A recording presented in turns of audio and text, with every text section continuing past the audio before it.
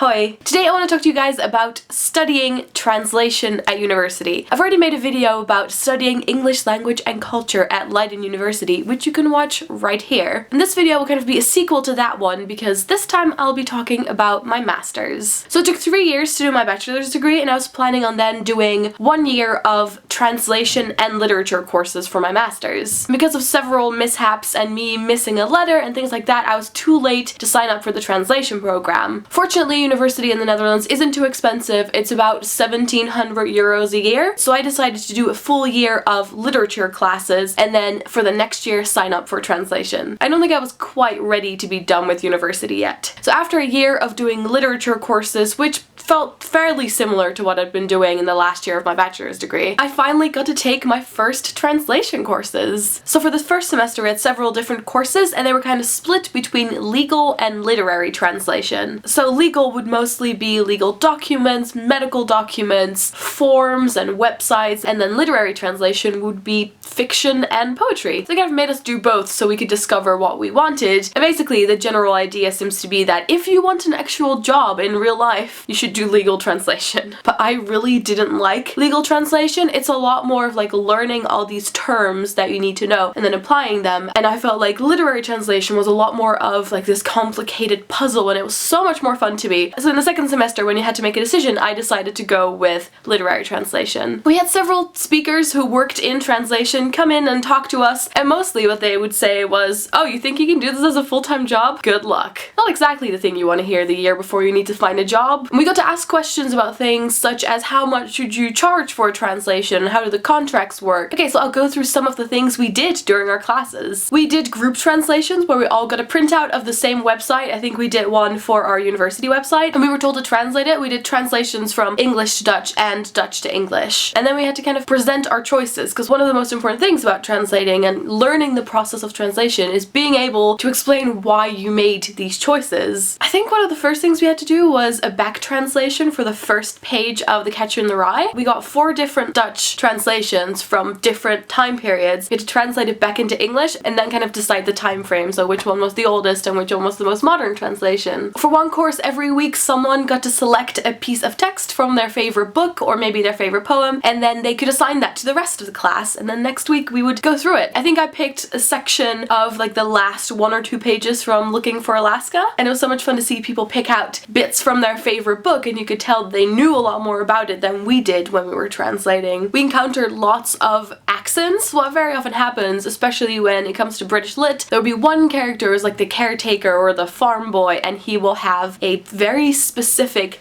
dialect from a very specific region to kind of show you that he's not of the same class. But then how do you translate that, for example, into Dutch? You can't just take a farmer's accent and put that on that character because it would sound absolutely ridiculous. So what I found funny was that what happens quite a lot is you make up your own accent that kind of will give people the same feeling for that character, but that is not specifically picked from a region in the Netherlands, which is kind of what I feel like happened with Hagrid in Harry Potter. Another favorite was when someone picked a bit from The Hitchhiker's Guide to the Galaxy to translate. Yeah, good luck translating the ravenous buck bladder beast of Trawl. And then you have poetry and song lyrics. And trust me, it can take about 5 hours to translate a 10-line poem. Do you want to keep the rhythm, the rhyme, the puns, the meaning, or maybe just the general feeling of the poem? And there are always multiple versions that were really good, but completely different. There aren't really any like specific rules, but everyone had their own preference for translating certain cultural things. For example, in a children's book, if kids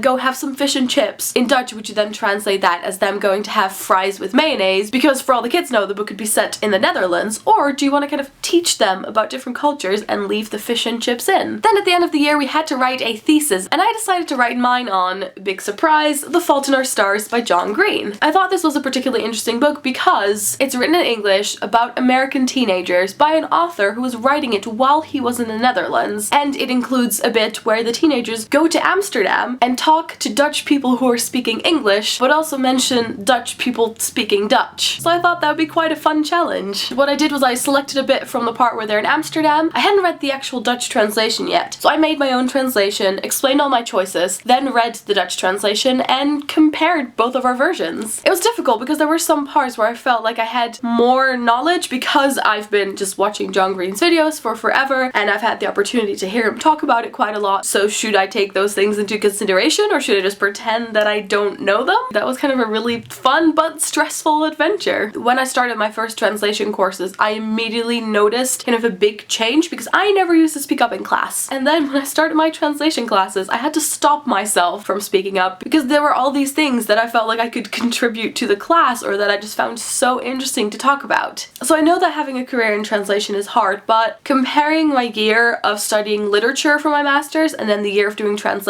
I feel like by switching it up and picking something different than what I did during my bachelor's was such a good decision. It's kind of a chance to go into something that's still related to what you did during your bachelor's, but to kind of discover new things. So for those of you who don't know, I am currently working at a publishing company and I'm not doing any translation. I'm doing social media and video stuff. But I do want to make it a goal to, in my free time, keep practicing translation because you definitely need lots and lots of practice. And I really hope that at some point in the future I will be able to translate a book. Okay, I hope I kind of answered most of the questions that you guys had. If you have more questions, feel free to leave them in the comments and I will talk to you guys later. Doei! Hello, me cool.